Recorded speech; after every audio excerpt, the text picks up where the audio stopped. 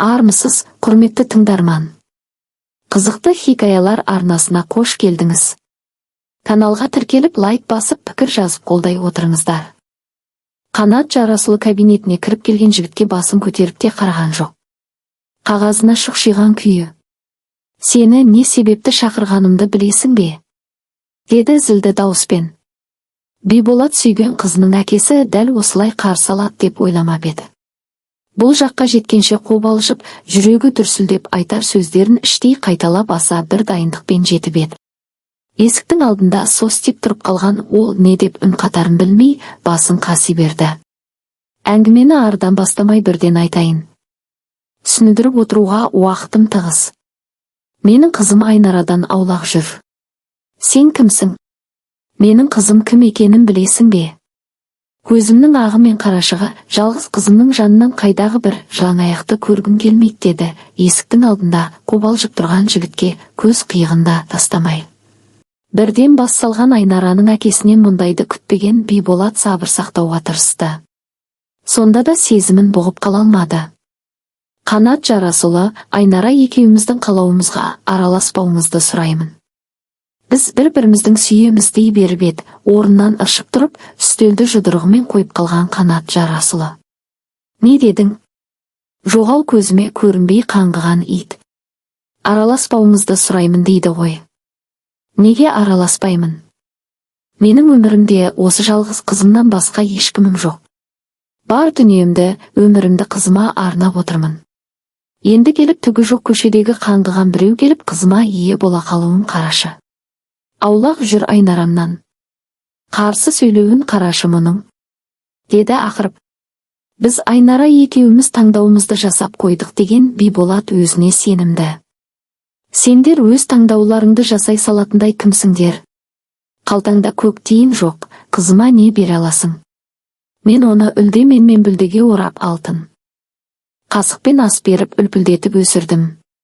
Сен оның теңі емессің. Сен қызымды емес, оның байлығын сүйесің.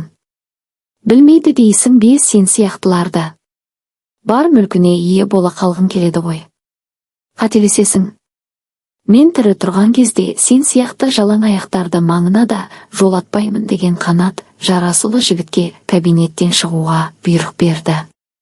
Биболат ол жерден шығып, тік Айнараның орнына келді. Әкеңмен жолықтым. Бірақ ол біздің бас қосуымызға қарсы. Алмаған ешкім кедергі бола алмайды. Мен сені сүйемін. Ешкімге айтпай, некеге тұрып алайық, деді бірден. Әкесінің ерке қызы Айнара екі оттың ортасында қалғандай. Ол ешқашан әкесіне қарсы шыққан емес, бірақ бүгінгі күннің жағдайы оны шектен тыс күйзеліске түсірді. Әкем ақ батасын бермесе қалай болады екен? Оны ренжіткім келмейді, деді күрсініп алған Айнара. Біз бірі-бірімізді сүйеміз. Екеуміз мықты болып, махаббатымызды қорғауымыз керек. Әкең кейін түсінетін болады. Биболат сүйіктісін көндіре түскісі келеммен, дәл қазір барып некеге тұра салуға қыз қарсылық танытты. Әкеммен өзім сөйлесемін. Оған түсіндіруге тырысамын, деді Айнара. Үйіне келіп кешті әрең болдырған қыз әкесінің жұмыстан оралуын күтті. Бүгін маңызды мәселе шешілмек. Осы уақытқа дейін әкесіне қарсы сөз айтпақ түгілі, өз пікірін білдіріп үйренбеген Айнара іштей қобалжап әбден дайындалды. Әке, біз бір-бірімізді жақсы көреміз. Ол жақсы жігіт, деді, өзіне тән ұяң жүзін төмен салған күйі күбірлеген ол жұмыстан келген әкесіне. Қанат Жарасұлы қызымен сөйлесуге асықпады. Киімін ауыстырып, тамағын ішіп болған соң, әңгімесін әріден бастады. Қызым менің келші отыршымына жерге, деді, қарсы алдындағы орындықты ұсынып. Әріректе телефонына шұқшиып отырған Айнара әкесі ұсынған орындыққа имене барып жайғасты. Жүрегінде махаббат гүлі бүршік жарғанына өзін кінәлідей сезінген бойжеткеннің екі беті де нарттай қызарып кетіпті. Қызым, сені түсінгім келеді. Биболатты жаман жігіт деп отырғаным жоқ. Бірақ бұл өмір ғой. Өмір қатал, қатыгез. Жоқ, жұтаңды аямайды. Саған қалай түсіндірсем екен? Бұл тақырыпты қозғаймын деп ешқашан ойламаған едім. Бірақ өткенімді парақтауға тура келіп тұр. Сен менің көзімнің ағы мен қарашығысың. Сен үшін өмір сүріп жүрмін. Мынау дүниемнің бәрі сенікі. Сені өгейл көрмесін деп анаңнан кейін ешкімге де үйленген жоқпын. Анаңды мен жанымнан артық жақсы көрдім. Екеуміз үйленбекші болғанда оның әкесі қарсы болды. Өйткені менде ештеңе жоқ еді. Мен кедейдің ұлы, ол байдың қызы еді. Сонда да үлкендердің қарсылығына қарамай, екеуміз қол ұстасып қашып кеттік. Басқа қалаға барып, некемізді қидырып, отбасын құрдық. Пәтер жалдадық. Жұмысқа тұрдым. Екеуміз бақытты едік. Өмірге сен келдің. Оның ата-анасы бізді кешіре алмады. Олармен араласпайтынбыз. Сосын анаң жаман дертке шалдықты. Оны емдеу үшін көп қаражат керек еді. Мен бірден қайынжұртқа хабарласып қаражат сұрауға арландым, намыстандым. Еміне ақшаны тауып бере алмадым қажет кезінде. Ал оның әке-шешесіне жағдайды айтып қаражат сұраған кезімде ауруы асқынып кетіп еді. Кешіктіріп алдым. Анаң қайтыс болғанда олар мені кінәлады, қарғады. Өзімді ешқашан кешіре алмаймын. Анаңа жақсы жағдай жасай алмағаным үшін, еміне қажет қаражатты уақытында жеткізе алмағаным үшін мен өзімді ешқашан кешіре алмаймын. Анаң бізді тастап кеткен соң, менің өміріме қара түнек орнады. Сол қара түнектен алып шыққан сенсің, қызым. Сен үшін барын жасаймын деп, басымды көтердім, аяққа тұрдым. Өзіме және серт бердім, сені жағдайы дәл қазіргі өзімнен де жақсы жерге ұзатамын деп. Менің күйеу балам менен де дәулетті болуы керек. Сол кезде ғана қызым қор болмайды деп осы кезге дейін ұстанып келген принципім бар. Махаббат адамға тамақ болмайды, махаббат адамның ауруына ем болмайды, махаббат күйсіз адамға баспана бола алмайды. Басымнан өтті. Мен кедейлікті жек көремін, кедейлерді жек көремін. Кедейлік менің махаббатымды қара жерге тықты. Қызым, бұл өмірде бәрін ақша шешеді. Соны түсін. Сосын ол жігіт сені сүйе ме, әлде ақшаңды сүйе ме, күмәнім бар. Ертеңгі күні дайынға тап бола қалып, түрлі өнерлерін шығарып жүрер. Мен қызымның жылағанын қаламаймын. Тең-теңмен, тезек қабымен болғаны дұрыс. Бұл тақырып осымен жабылды. Тұрмысқа шығу туралы әзірге ойланба. Магистратураны Америкада оқисың. Кейін елге келіп, менің бизнестерімді басқарасың.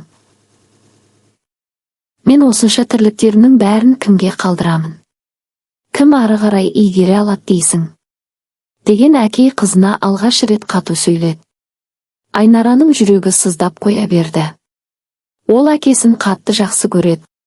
Ешқашан бетіне қарсы келіп көрген емес. Аспандағы ай мен күнді әперуге дайын әкесі неге мұның махаббатына қарсы?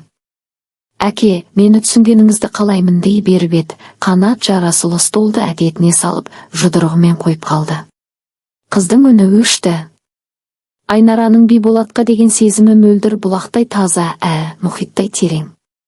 Әкесі не айтса да, ол жігітінің бойындағы еңбекқорлықты, адалдықты, өзіне деген сенімділікті бағалайтын. Қарапайым болса да, болмысынан тектілік пен бекзаттылықты байқайтын. Ал шын мәнінде Биболат кім екен? Донер сататын кішкене ғана дүңгіршегі оның күн көруіне жететін. Өзінің сүйіп істейтін тірлігі үшін ешқашан шағымданған емес, мейлі ол қала шетіндегі кішкентай ғана дүңгіршек болса да. Сол сенімділік пен өзіндік даралығы Айнараның жүрегін баурап алған болатын. Биболаттың өмірі тым қарапайым болғанмен, өзінің жалға алып тұрған пәтері мен тәуелсіздігі оған шаттық сыйлайтын. Жетістікке бастайтын жол еді. Ал қанат жарасыл үшін бәрі басқаша еді. Ол үшін Биболаттың жасы, өмір сүру жағдайы мен табысы әлдеқайда маңыздырақ болды. Оның ісі әлі жетілмеген, әрі жетістікке жету үшін үлкен жолды өтуі қажет деп санайтын. Ол сырттай Биболаттың әрбір қадамын бақылап, әрбір әрекетін сынға алып, қызын қарапайым донерші жігіттен алыстату үшін барын жасамақ. Мұндай аз ақшамен қалай өмір сүруге болады? Қызымның қажеттілігін қалай тауып бере алады? Бар байлығымды қызыма тастап кеткеннің өзінде ол дайын дүниеге тап болып, тайраңдап кетпеспеген. Сонша дүниені алдап арбап өзі иемденіп алып, Қызымның көз жасына қалып тастап кетсе, не болады деген сұрақтарына жауап таппай, үнемі қынжылып жүретін. Оның ойынша табыс, тұрақтылық, байлық өмірдің мәні, қалғаны ештеңе емес еді. Айнара бірде жігіттен, сен осы тірлігіңмен ғана шектеліп қалмақпысың. Неге ақшасы көп басқа кәсіпке әрекет жасап көрмейсің деген болатын. Биболат сол кезде табысы тамшылап тұрса да, осы тірлігім маған ұнайды деген еді. Биболаттың отбасы туралы айтқандары тым аз еді. Айнара оның әкесі кәсіпкер екенін кездейсоқ басқа біреуден естігенде, ол сол сәтте бұл ақпаратқа мән бермеген. Ол үшін ең маңыздысы жігіттің аз да болса қолынан келген тірлігі өзінің күш-жігерімен тапқан жолы еді. Жігітінің дүниесін емес тірлігін, ер мінезін ұнатқан қыз үшін әкесінің қарсылығы уайымға батырды. Шын мәнінде Биболаттың өмірі сырт көзге қарапайым көрінгенімен, ол өткен өмірін құпия ұстайтын. Әкесі атқарушы билікке жақын, алып корпорациялармен миллиардтарды билеген, байланыстары мен байлығы шексіз үлкен кісі болатын. Бірақ Биболат өз таңдауын жасады. Ол бұл дүние қоңыздықтың шырмалған торынан құтылып, еркіндікте өз жолын таңдаған. Мен өз жолымды жүріп, өз тағдырымды өзім құраймын деп шешім қабылдаған. Өйткені қай тірлікте де пәленшенің баласы деген айдар алдынан шығып, өзін өзі табуына, өзін танытуға кедергісін келтіретін. Әкесі оның таңдауын түсінгенмен, бұл шешімінді құрметтеймін. Өзімді танытқым келгеніне қарсы емеспін. Бірақ кейде өмірде адамгершіліктен бұрын ақшаның рөлі озып кететін жағдайлар болады. Сен сол жағдайға дайын бол. Көмегім қажет болса, мен барлық уақытта дайынмын деген еді. Биболат сол кезде бұл сөздерге мән бермеген. Оның ойында басқа арман мен мақсат тұрған еді. Ол бір емес, 2 жоғары оқу орнын шетелде оқып келсе де, өмір жолын мүлдем басқа қырынан бастағысы келді. Бәрін нөлден бастады. Әкесінен бір тиын да алмай үйден кеткен. Өзінің сол уақытқа дейін жинаған азды көпті қаражатына сай шеттен кішкене дүңгіршек жалдады. Аспазбен қосылып, өзі де сол жерде жұмыс істеп жүрген жайы бар еді. Осы тым қарапайым да жайлы өмірі өзіне ұнайтын. Сол жерде дәмді донерін сатып отырып Айнарамен танысқан. Ендігіде Қанат Жарасұлының қарсылығы оны терең ойға батырып, әкесі айтқан сөздерін есіне түсірді. Махаббат, сезім, тазалық дегенді басы бозған ақша мен мансапқа бір жағынан жиіркенішпен қарады. Десе де, сүйіктісінен айырылғысы жоқ. Оның әкесі қарсы болғанына қарамай, екеуі жасырын кездесулерін жалғастырып жатты. Айнара, мен не істейтінімді білмей жүрмін. Сенің әкең бізге бірге болуға мүмкіндік бермейді. Мен осы қысымға шыдай алмайтын сияқтымын деп мойындады бірде ол сүйіктісіне. Ауыр күрсініп алған қыз. Екі ортада мен де қиналып кеттім деп шарасыздық танытты. Әкең мені дәл осы қалпымда күйеу бала ретінде қабылдауға дайын емес. Маған біраз уақыт берсе, өзімді дәлелдейтін едім, деді Биболат жанарындағы мұңды жасырмай. Көзінен қараңғы түннің көлеңкесі көрініп үмітін үзе бастағандай. Ол мені қазірден бастап табысты азамат ретінде көргісі келеді. Менде қазір ол талап еткендей миллиондаған табыс жоқ. Бірақ біз бәріне бірге қол жеткізе аламыз ғой, деді ол, сөздерінің соңын жұтып. Әкем менің жағдайымды ойлайды. Тағдырымды сенімді адамға тапсырғысы келеді. Екеуміздің махаббатымызды оған түсіндіре алмадым, деді Айнара да басы салбырап. Не істеуім керек? Мен оған өзімнің шындығымды айта алмаймын. Бірақ мен сені екеуміздің арамызда таңдау жасағаныңды қаламаймын. Басын көтеріп сүйіктісінің көздеріне телмірген қыз. Қандай шындық? Деп сұрады. Жайда салғаным ғой, деген Биболат шындығын жасырып қалды. Оның пікірін өзгерте алмаймын. Кешір мені. Мен сені екі адам арасында таңдау жасағаныңды қаламаймын. Бірақ бұл жүрісіміз жараспас. Қашып пысып тығылып өмір сүру маған ұнамайды екен. Сен бір жағына шығуың керек. Әкеңе қарсы шық деп те Айта алмаймын. Өз еркің. Ал маған уақыт берсе, екеуміздің өмірімізді әкеңнің ойындағыдай, яғни талап еткендей жақсарта алатын едім, деді Биболат үмітсіздіктің қапасынан шыға алмай. Мен де таңдау жасағым келмейді. Мүмкін, біз әкеммен байланысымызды уақытша тоқтатуымыз керек пе? Егер біз бөлек тұрып көрсек, ол біздің қарым-қатынасымыздың шын екеніне көзі жетіп, сені күйеу бала ретінде қабылдайтын шығар. Бұл дегенім әкемнен бас тарту емес. Түсінер дегенім ғой, екеуміздің махаббатымызды екеуіңе таңдау жасағым келмейді. Екеуіңнің де өз орындарың бар менің өмірімде. Бірақ қазіргі жағдайға қарап, сенімен кеткім келмейді деген сүйіктісіне риза болған жігіт оны құшақтап сүйіп алды. Қос ғашықтың осылай шешім қабылдауы әрине Қанат Жарасұлына оңай тимегені анық. Айтқанын тыңдамай, қайдағы бір жігітпен қашып кеткен қызына қатты ренжіді. Тіпті көзіне жас алып, марқұм әйелінің суретіне қарап, шағымданып та алды. Ол қызына хабарласқан да жоқ. Жағдайында сұрамады, шотына ақша аударуды тоқтатып тастады. Алтын қасықтан ас ішіп үйренген қызым қарапайым тұрмысқа шыдай алмай, өз қателігін түсініп, қайта келер деген үміті бар еді. Ал жалдамалы пәтерде азаматтық некеде күн көріп жатқан жастар алғашқы күндері тым бақытты еді. Оқудан соң Айнара Биболаттың тірлігіне жәрдем беру үшін дүңгіршекке барады.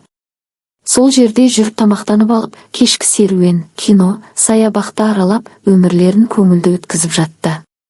Әкесінің ашуы басылғанын күтті ол. Сол кезде бетпе-бет жолығып кешірім сұрап, ақ батасын сұрамақ.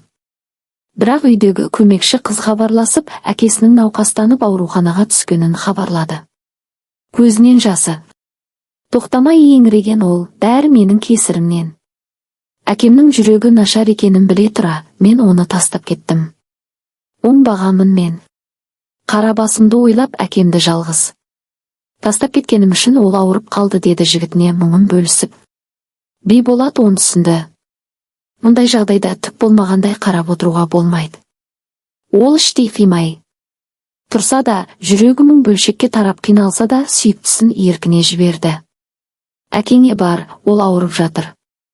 Қазіргі жағдайдың талабына солай жасағанымыз дұрыс. Егер екеуміз серт етіскендей сезіміміз берік, бір-бірімізге деген етіміз, махаббатымыз кіршіксіз ақ болса, дүние дөңгеленіп бәрібір бас қосамыз. Кейде жеңіске жету үшін артқа шегіне тұруға да тура келеді. Ал әзірге әкеңе бар, деді, амал жоқ. Әкесінің денсаулығына алаңдаған Айнара үйіне қайта келді.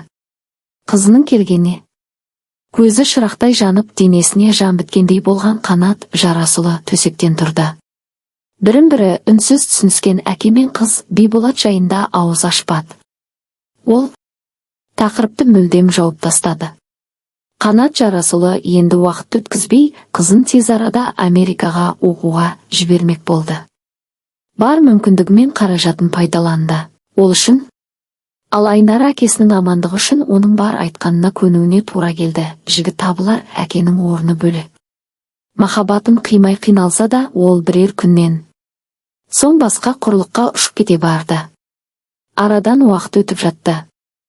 Қанат Жарасұлы бүгін үлкен сауда орталығының ашылу салтанатына келді.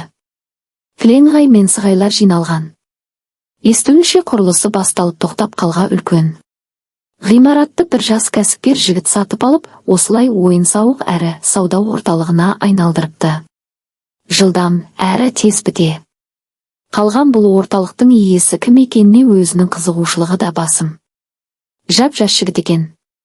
Менің қызыма неге осындай қолынан іс келетін еңбекқор, табысты жігіт жолықпады екен деген ойы да жылт ете қалғаны өтірік емес.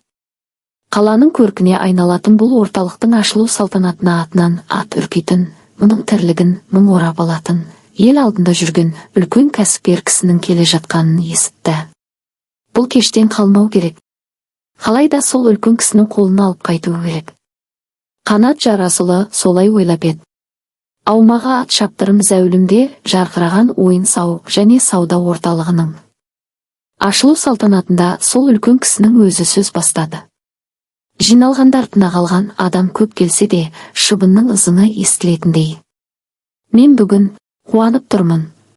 Осы орталықтың ашылғанымен қатар ұлымның нағыз адам болғанына қуанып тұрмын. Ұлым менің үмітімді ақтады.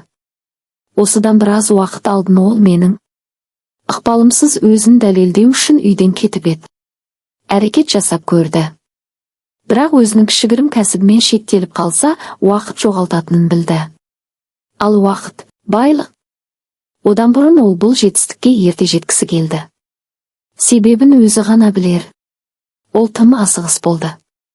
Сонымен менің бастағалы тұрған бір жобамды қолға алып, бар білімін төгіп, шетелден инвесторлар тауып, өз міндетін тамаша атқарып шықты.